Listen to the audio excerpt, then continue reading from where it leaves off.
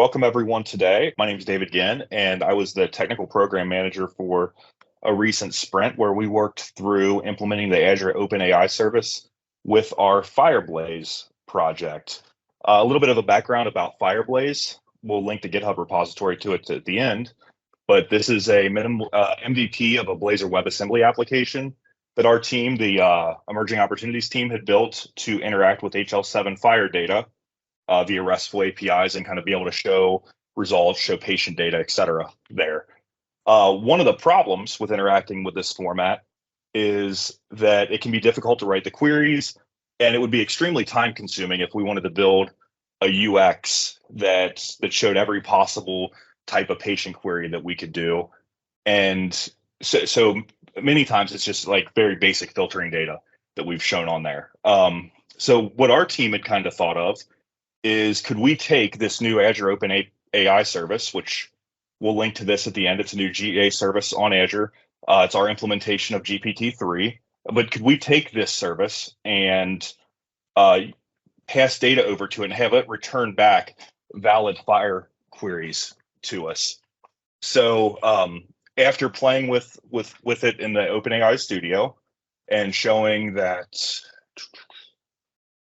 we're able to ask it questions. For example, female patients with a birth date on or before 1983. We could ask it for that query, and it returns back. We see that it returns back what could potentially be a valid Fire query for us. So we wanted to see if we could implement that capability in our FhirBlaze project. So I've got a demo of that really quick. This is the FhirBlaze UI, and this is our patient screen. So what we added was a button for toggling natural language search. We've got a default query in here. We're going to strip that down a little bit. We can talk about that in more detail in just a bit. But we can go ahead and request the Fire query based on that. So now we've got what looks like it may be a valid Fire query there. And with our implementation, we wanted to go ahead and show what the query would look like in this box and give the user the ability to edit it. And I'm going to go ahead and leave it as it is and go ahead and try to execute that. And I can see down here that there was an invalid value in that query. And MJ, do you remember what the valid syntax for that was? Where it says birth date is good. After that, though, what you're going to want to do is have an equal sign, not the less than or equal sign. So just an equal sign. So remove that character. Yep. And then you'll have LT, which stands for less than. Less than. Yeah. And that looks executable, at least. Yeah, so you could just do -01 -01. It seems to not like the capital D there. Oh, I forgot it was case sensitive. There you go.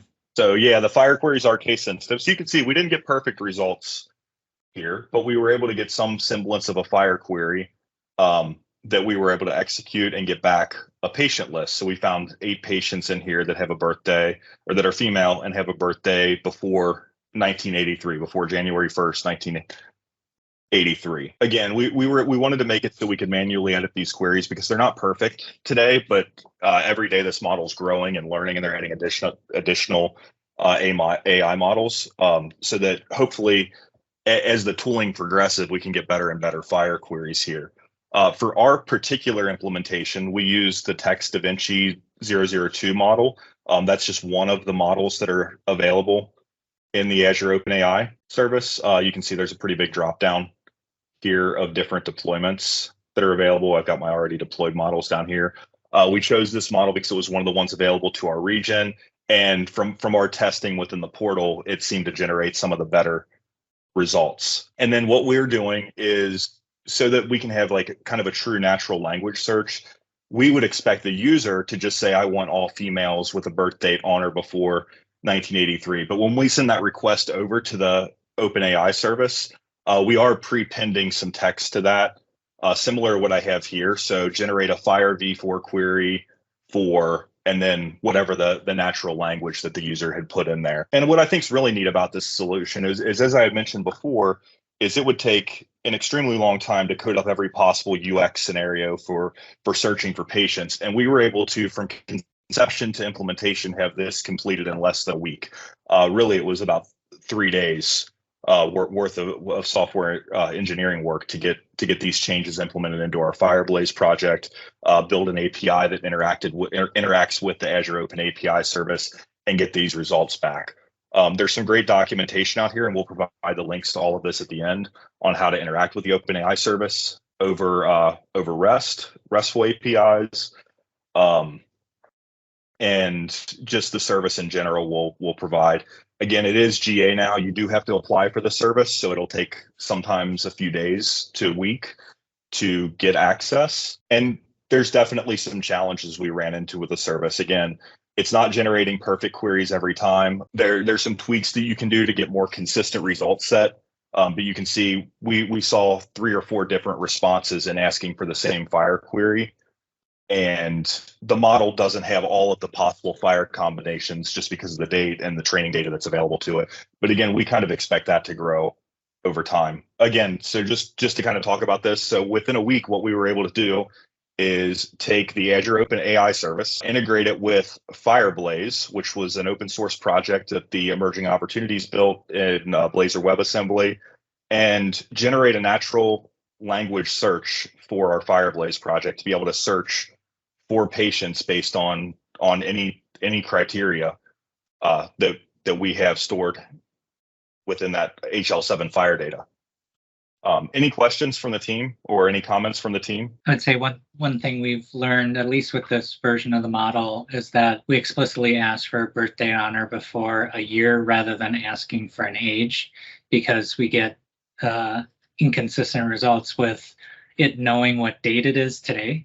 At least with this version of the model, I think that's fixed in later versions. So you get more consistency by picking a birth date and saying less than or greater than based on that, rather than an age, because that requires the model to know what day today is, right?